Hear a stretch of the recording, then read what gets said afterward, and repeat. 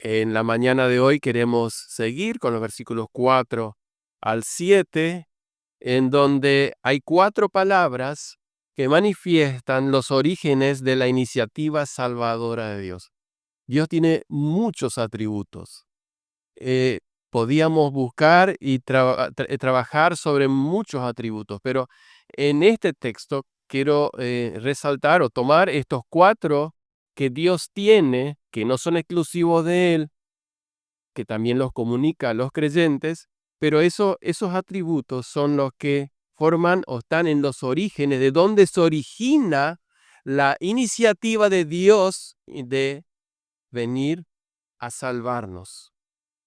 Tal vez cuando vieron el título pensaron en que vamos a hablar en la eternidad pasada, cómo Dios preparó todo para mandar a su Hijo y cómo hizo todo.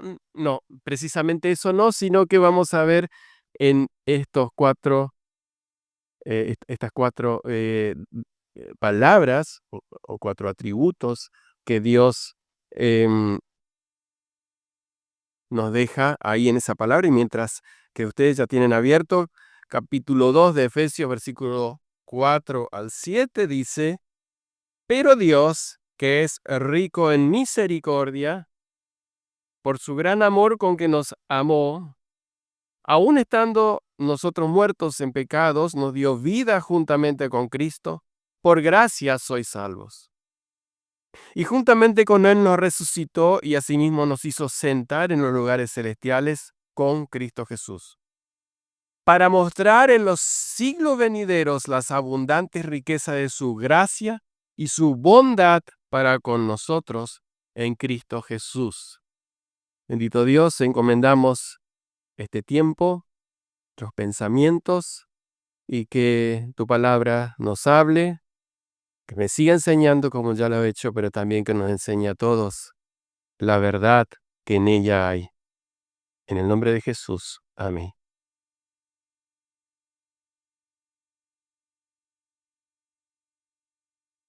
¿Qué tuvo en cuenta Dios para salvarnos?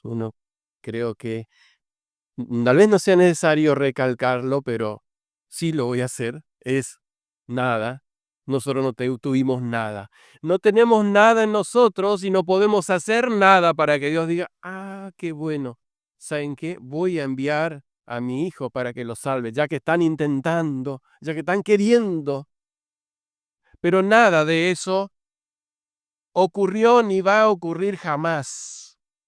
Es su iniciativa. Y el primer atributo está en el versículo 4. Los 2 primeros están en el 4 y los siguientes 2 en el 7. En el 4, que dice: Dios es rico en misericordia. El diccionario dice que misericordia es la virtud que inclina el ánimo a compadecerse de los sufrimientos y miserias ajenos.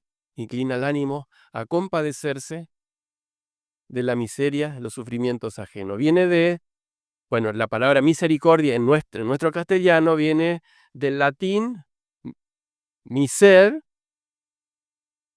miseria, o desdichado, o necesitado, y cordis, que es corazón. Entonces, sería lo que dice en el diccionario, ¿no? Una compasión que se inclina a hacer algo. No es lástima. Hay una gran diferencia entre sentir lástima y tener misericordia. Lástima tuvo Jonás cuando se le secó de sobre su cabeza la calabacera. Dios le dice: ¿tú tienes lástima? Lástima tenemos muchas veces nosotros.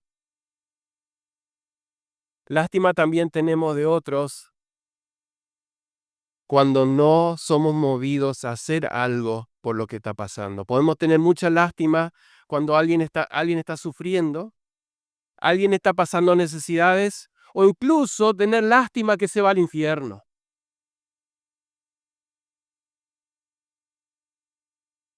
Pero la misericordia es distinta. Por eso una misericordia pura solo Dios puede tener. Pero Él la comunica a sus hijos, los que ya están en vida, ya que tienen vida. Misericordia es moverse hacia y para aliviar o ayudar a salir de esa necesidad. Yo les invito, yo hice solamente un rápido, puse la palabra misericordia en el diccionario, ¿no? de la Biblia, y donde en la vida de Jesús, no conté la palabra, cantidad de veces cuando Él tuvo misericordia y le sanó, tuvo misericordia de él, o cuando vienen en el ciego o los ciegos, depende el texto que leamos, dice, ten, Jesús, hijo de David, que dice, ten misericordia, no tengas lástima, porque si tienes lástima no me vas a ayudar, solamente vas a decir que el pobrecito está ciego, ten misericordia de mí. Por eso cuando David habla en los Salmos y donde mayormente encontramos la palabra misericordia es en los Salmos y muchas veces o la mayoría relacionado con David, pide la misericordia de Dios. Dios es un Dios de misericordia, porque Él no solo siente y ve nuestra bajeza, nuestra pobreza espiritual, nuestro desandar, sino que hace algo. Él tuvo misericordia y se puso o hizo la obra, armó la obra ya desde la eternidad. Dice Moody, que por ahí lo habrán oído escuchar, un famoso predicador, decía que para que haya misericordia debe haber miseria primero. Si nosotros vamos,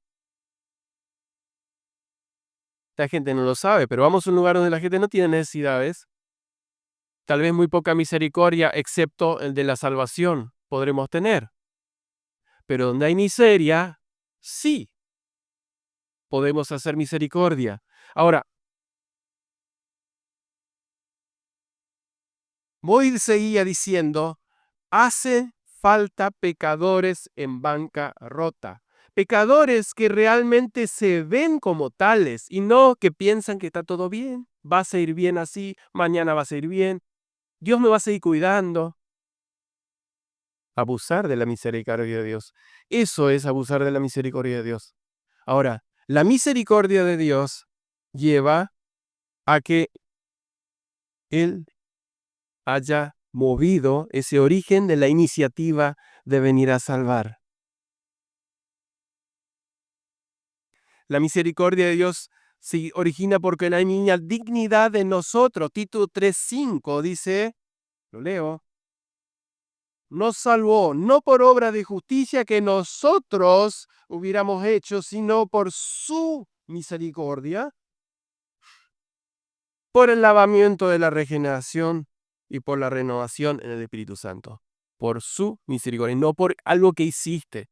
Porque esta mañana viniste a la iglesia y ahora Dios te tiene que salvar, o porque ayer le ayudaste a alguien, o porque oraste mucho, porque hiciste, estoy generalizando esto, ¿no? Porque hiciste algún bien, ahora Dios. No, dice, por su misericordia, ninguna obra de justicia nuestra. La salvación viene por el poder de Dios, no por ninguna buena decisión u obra nuestra. Somos tan indignos que antes de salvarnos Dios nos debería enviar al infierno. Eso no es. Así es. Antes de salvarnos, nosotros no merecemos el infierno, pero Dios en su misericordia quiso salvarnos. A lo mejor, y ya hoy lo mencionaron, que se renueva cada mañana. Es nueva todas las mañanas. Pecamos, no desviamos, pero Dios, que es rico en misericordia, nos la da nuevamente todos los días. Abres los ojos y tienes la misericordia de Dios. He meditado sobre este punto. Decimos, qué grande la misericordia de Dios, abro mis ojos y estoy vivo. Sí, pero si estoy en Cristo y si abro mis ojos y estoy con Él, ¿no sería mejor? Pero yo creo que quiero extenderlo un poquito para aquellos que no conocen a Cristo. Cuando abren los ojos, todavía tienen oportunidad de ver la misericordia de Dios o de recibir de la misericordia en la salvación de Dios. Esa es la verdadera misericordia. Nuevas son cada mañana. Salmo 103, 8 al 13 se lo lee porque es un excelente testimonio de la misericordia de Dios. 103, 8 al 13. Misericordioso y clemente es Jehová, lento para la ira y grande en misericordia. No condenará para siempre, ni para siempre guardará el enojo. No ha hecho conforme a nuestras iniquidades, ni nos ha pagado conforme a nuestros pecados. Porque como la altura de los cielos sobre la tierra, engrandeció su misericordia sobre los que le temen. Cuanto está lejos del oriente del occidente, hizo alejar de nosotros nuestras rebeliones. La misericordia de Dios. No que dice, pobrecito, total es pecador, le voy a perdonar, sino que Él carga nuestros pecados sobre Cristo. Y bueno, para redondear y cerrar, la misericordia de Dios, la palabra que me llama la atención, que está junto con misericordia, que es rico. El griego dice siendo rico en misericordia. Si ustedes saben lo que significa ser rico, ¿no? Podemos ser ricos de muchas maneras, ¿sí? En teoría. A veces hay personas humildes que son ricos, hay personas con muchos bienes y son pobres porque la riqueza no está tanto en lo que se posee, sino cómo se lo usa. Pero esa riqueza, justamente ahí está, Dios siendo rico y usa esa misericordia para el bien de los pobres y desdichados pecadores que somos. La mejor ilustración es la misericordia de Dios es en Lucas capítulo 15, cuando Jesús habla del hijo bueno, del hijo pródigo. El hijo que le dijo al papá, dame todos tus bienes, que yo me voy a independizar, yo la sé mejor, o no sabes nada. Bueno, eso no lo dice el texto, pero bueno, podemos nosotros armar todo lo que ustedes ya saben, porque nosotros lo pensamos así. Yo lo sé mejor, yo voy a vivir mi vida. Y cuando ya no tuvo más nada, cuando ya se había agotado todo, cuando él sí estaba en miseria, eso es estar en miseria. Y cuando se dio cuenta, y ahí está el punto, cuando se dio cuenta dice, ¿cómo yo voy a estar en esto, entre los chanchos? Voy a ir a mi padre. Le voy a decir, he pecado contra el cielo y contra ti. Recíbeme como uno de tus jornaleros, ya no me reciba más como tu hijo. ¿Y el padre qué hizo? El versículo 20. Cuando lo vio venir, se levantó y corriendo le dijo a sus empleados, vayan a bañarle que quiero abrazarle y besarle. Dice que se echó sobre su cuello y lo besó. Y dijo, mi hijo muerto era y ahora ha revivido. Si eso no es misericordia, ¿dónde nosotros podemos encontrarla? Dios es el ejemplo más grande. Jesús, el ejemplo más grande de misericordia. Pero la misericordia hizo o se mostró a través del segundo punto, que es la grandeza de su amor. Su gran amor con que nos amó. Ven cómo Él resalta riqueza, misericordia y gran amor.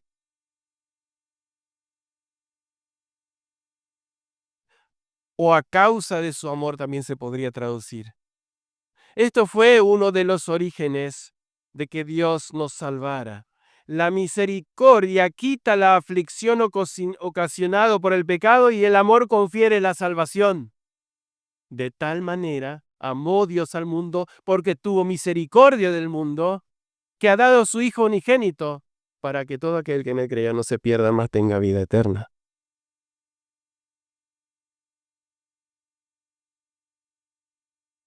El amor de Dios demuestra su misericordia. Y acá tenemos que dejar de lado nuestro amor, porque dice 1 de Juan que Dios nos amó primero. Nosotros le amamos a Él porque Dios nos amó primero. Aunque Dios nos comunica ese amor para que podamos amar y debemos amarnos, 1 de Juan es completamente dedicado o el apuntado al amor y a que Dios nos amó y que nosotros debemos amarnos, y que se muestra la salvación o la gracia de Dios en nosotros se muestra a través de cómo nosotros amamos a nuestros hermanos. El amor es acción. No lo vamos a leer, yo creo que ustedes lo conocen de memoria. 1 Corintios 13 del 4 al 8. Es benigno. No hace nada indebido. Nada indebido. Se entrega. No busca los... Fíjense ahí. Esta mañana hablábamos de que la maldad se ha extendido mucho. ¿Y cómo Dios sabía eso? Dijo la Homo. ¿Cómo Dios sabía eso que iba a pasar? Sí, yo creo que la maldad se está manifestando. Estábamos hablando que la maldad se está manifestando por la falta o por el egoísmo, por pensar en yo. Yo tengo que estar bien, después voy a ver a quién le ayudo. Pero primero yo bien. Cantábamos recién, yo quiero consolar antes de ser consolado.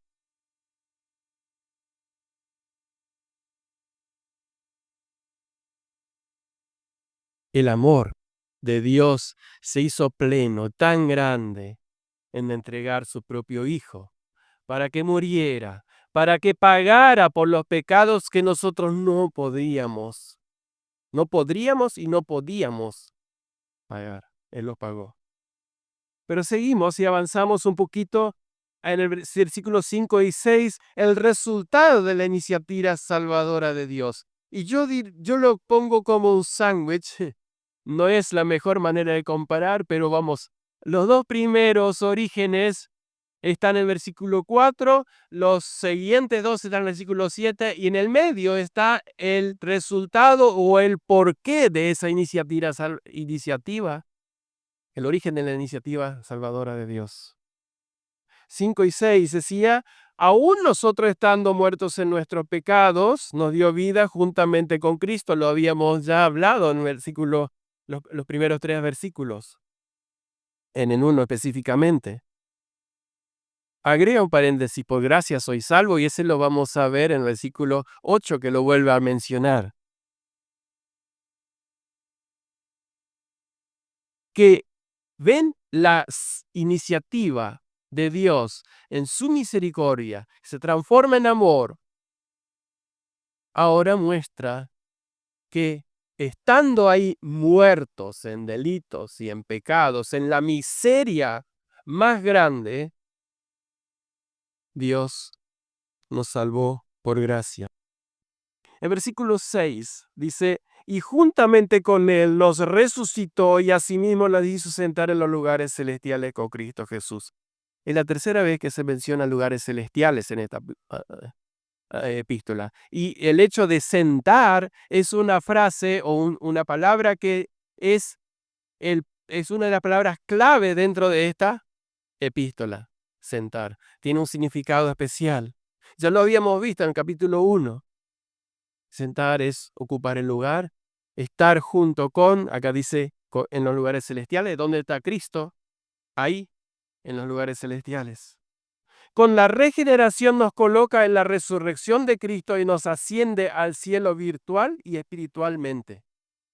Cuando nos salva Dios, nos coloca en Cristo y Cristo está a la diestra de Dios en los lugares celestiales, pero espiritualmente y virtualmente estamos ahí, cuerpo seguimos acá, mientras que estemos en vida.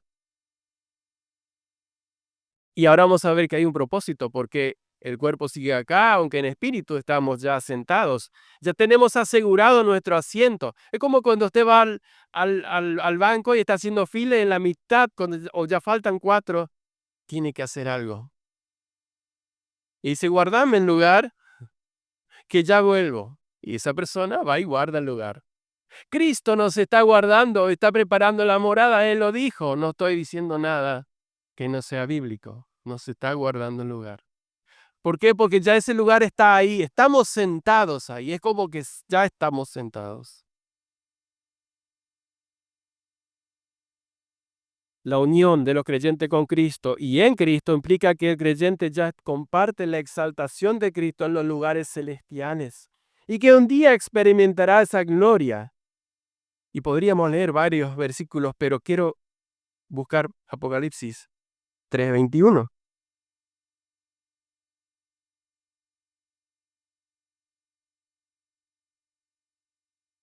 Y al que venciere, o al que venciere, le daré que se siente conmigo en mi trono, así como yo he vencido y me he sentado con mi Padre en su trono. ¡Qué privilegio! ¡Qué privilegio! Estar sentado en los lugares celestiales.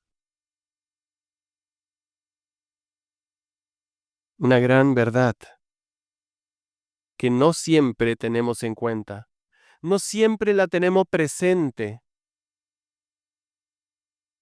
Dios nos llevó a sentar en los lugares celestiales y eso conlleva una responsabilidad con Colosenses 3:1. Si pues habéis resucitado con Cristo, ¿no? Es lo mismo lo que dice ese texto, leímos recién en Efesios. Es paralelo. Pero este agrega algo.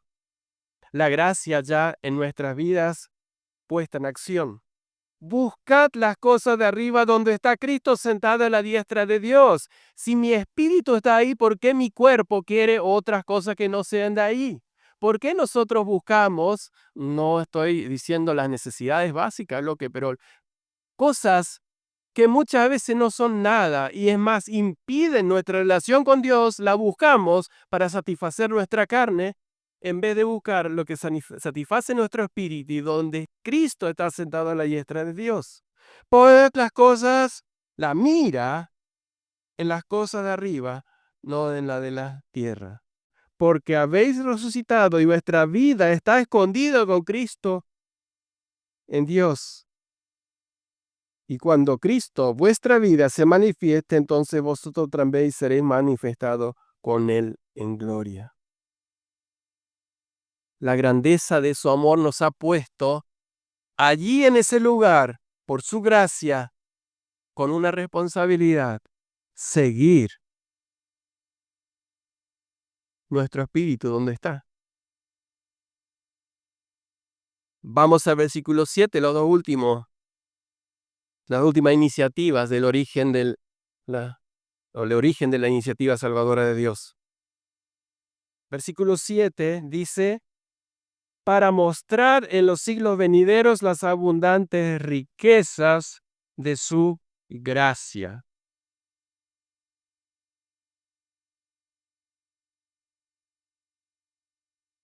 El tercer origen, la gracia. Gracia es favor o beneficio inmerecido. Sencillo. ¿Hay algo que no mereces y Dios te lo dio o alguien te lo dio? Es por gracia. Pero la mayor gracia la recibimos de Cristo, no solamente en la salvación, sino todas las cosas que Él nos da por su gracia. La iglesia debe ser una demostración de la eterna gracia de Dios, según versículo 7, para mostrar en los siglos venideros las abundantes riquezas de su gracia. Otra vez riquezas. Abundancia o abundante riqueza de su gracia. Pero no solo la iglesia. Si bien Efesios está dirigida a la iglesia, pero en particular a cada creyente que conforma la iglesia. Tú y yo debemos demostrar en los siglos venideros las abundantes riquezas de su gracia. Ahora, Vamos a decir siglos venideros y decimos siglos venideros, siglos venideros. Cuando el Señor nos lleva ya al cielo, entonces va a decir, vean, acá están mis salvados, vean, ahora les voy a mostrar quiénes son. Busqué un poquito y Hodge dijo esto. ¿Qué significan los siglos venideros? Creo que es la mejor descripción. Es mejor entender la frase en los siglos venideros sin ninguna restricción, como refiriéndose a todo tiempo futuro. ¿Te salvó? Siglo venidero. Lo que viene hacia adelante. ¿Por qué? Lo vamos a ver en el próximo tema. Nos salvó para buenas obras. Por gracia, para buenas obras. Esto está entrelazado. Esto no es un texto aislado y que yo quiero forzar para llegar a una conclusión que a mí me gustaría, que en realidad no me gusta, pero por mi carne no la quiere. Porque no lo cumplo. Porque no lo vivo como Cristo espera de mí.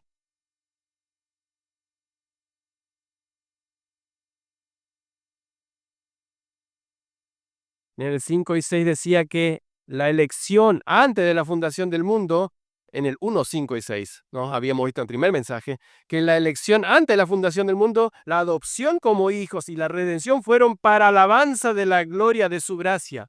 Y ahora dice que es para mostrar lo mismo, llevar la alabanza. Hoy Lucas decía que la alabanza no es solo cantar, la alabanza es todo lo que exalta a Dios.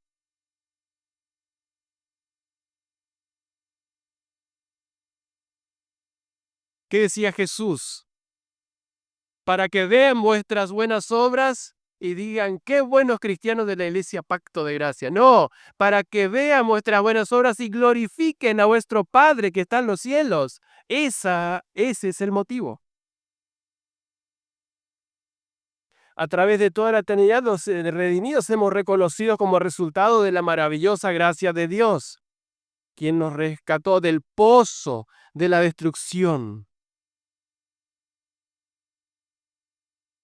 y realizó todo esto al costo de su propio Hijo, Romanos 8:32, quien no escatimó ni a su propio Hijo, sino que también lo entregó por nosotros. ¿Cómo no nos dará también todas las cosas?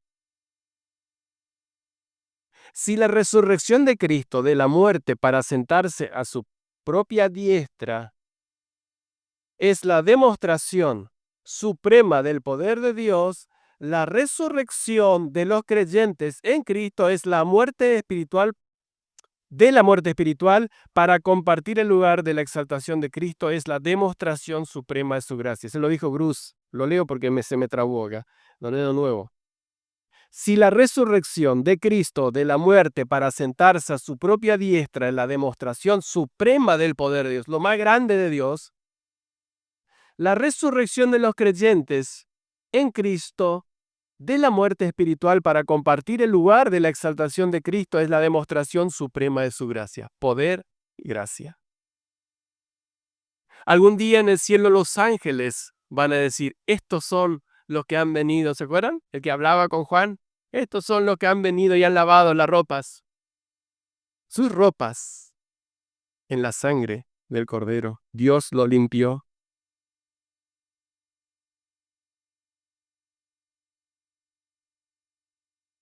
Les leo lo que escribió Matthew Henry respecto a esto.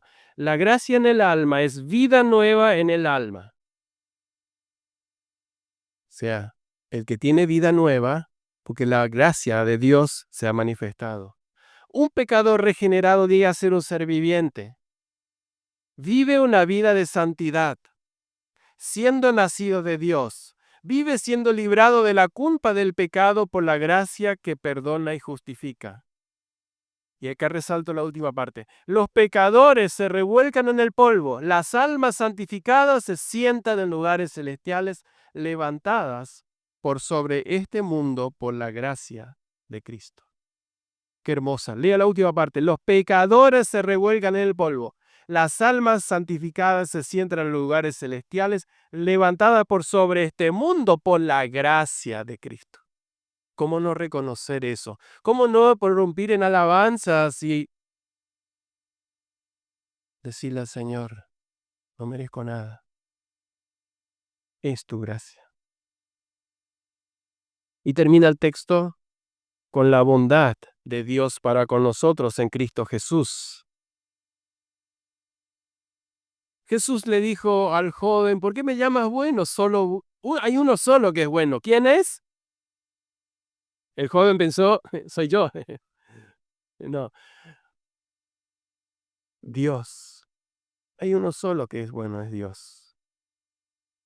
Tito 3:4 dice que en su bondad nos salvó. ¿Cuál es el propósito que Dios tuvo en mente cuando nos concedió tan grande salvación? Y la Biblia, en este texto, en resumiendo, nos responde, a fin de mostrar en los siglos venideros las extraordinarias riquezas de su gracia expresadas en su bondad para con nosotros en Cristo Jesús. Y la bondad es, según el diccionario, disposición permanente para hacer el bien de forma amable y generosa. A veces hacemos el bien, yo le digo por mí, hacemos el bien pero a regañadientes. Toma, te ayudo. Bueno, trato de que no se vea así, pero... O no es así. Si alguien tiene lo contrario, ¿me puede ayudar después? O le invito a predicar la próxima vez cómo hacerlo. Bueno, sí sé cómo hacerlo. Dejemos que la gracia de Dios siga trabajando. Mi oración, perdonen que les diga, mi oración es, Señor, 43 años estoy luchando a ser mejor. Cámbiame tú. Yo no puedo. Ya con 43 años no mejoré mucho, o no mejoré, mejor dicho, lo que cambió fue el Señor, yo no. Lo que yo pude, no. Es más, en muchas cosas medio que no. Me fui para más duro. No, el Señor tiene que trabajar mucho, como dice el hermano Federico. La disposición permanente para hacer el bien de forma amable y generosa. Solo Dios tiene perfecta bondad. Pero Dios nos llama a que nosotros seamos bondadosos. En muchos lugares, y por último ya leo el capítulo 2 de 1 de Pedro, versículo 3, habla y frecuentemente, repetidamente, de hacer notar que nuestras bendiciones se concentran en Cristo y es en su bondad. 2:3.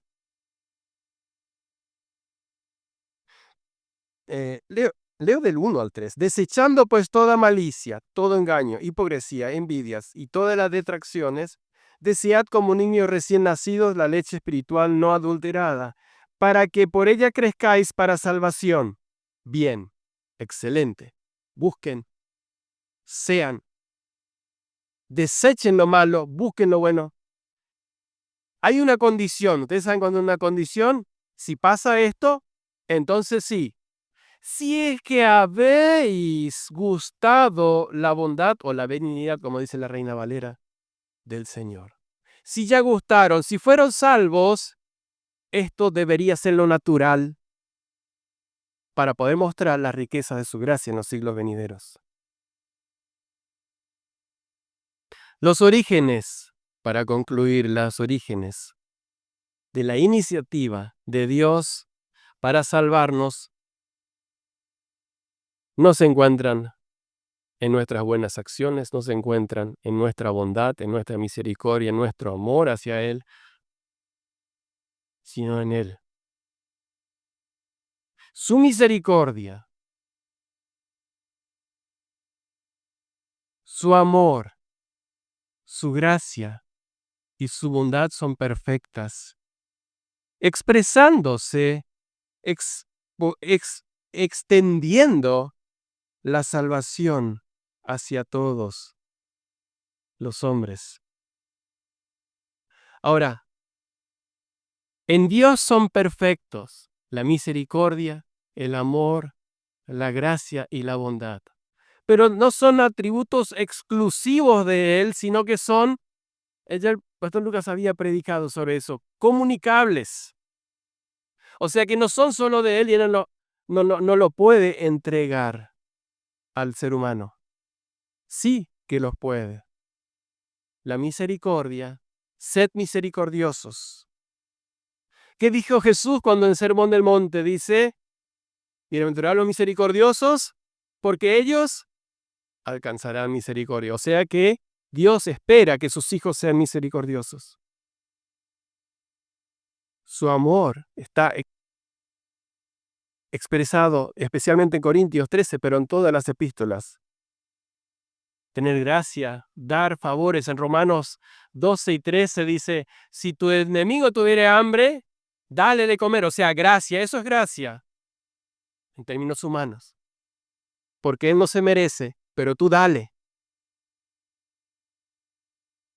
Y bondad, sean bondadosos, generosos. Dios nos los entrega para que los usemos, para que los trabajemos, lo pongamos en práctica. Ahora, qué privilegio que Dios nos entrega eso, nos sentó en los lugares celestiales, pero también qué responsabilidad mostrar que realmente estás sentado en los lugares celestiales. Esta mañana se oró precisamente eso. Queremos mostrar al Señor.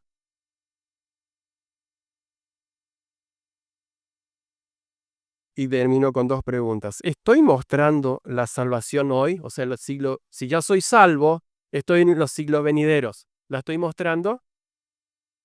¿Mi vida a través de mis acciones demuestra que espiritualmente estoy sentado con Cristo?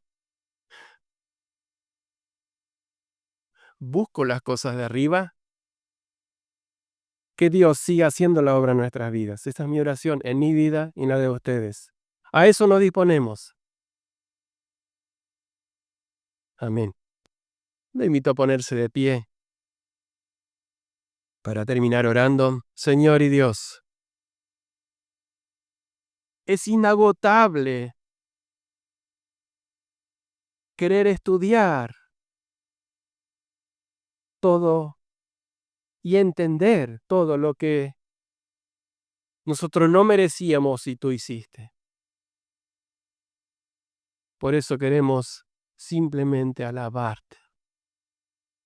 Tu misericordia que nos ha alcanzado, tu gracia, tu amor a través de Cristo y su obra, y tu bondad que sigue todos los días en nuestras vidas. Por eso te alabamos, Señor, y que esa gracia en nuestras vidas pueda florecer, pueda llevar frutos, como dice tu palabra, para que podamos mostrar esa riqueza de tu gracia en los siglos venideros, en lo que va adelante. Mañana, cuando tenga que enfrentarme a la tentación, cuando tenga que enfrentarme a resolver algo que me inquieta o me pone nervioso, Señor, no quiero mostrar los frutos de la carne, sino tu gracia que me ha sentado allá en los lugares celestiales. En el nombre de Jesús. Amén.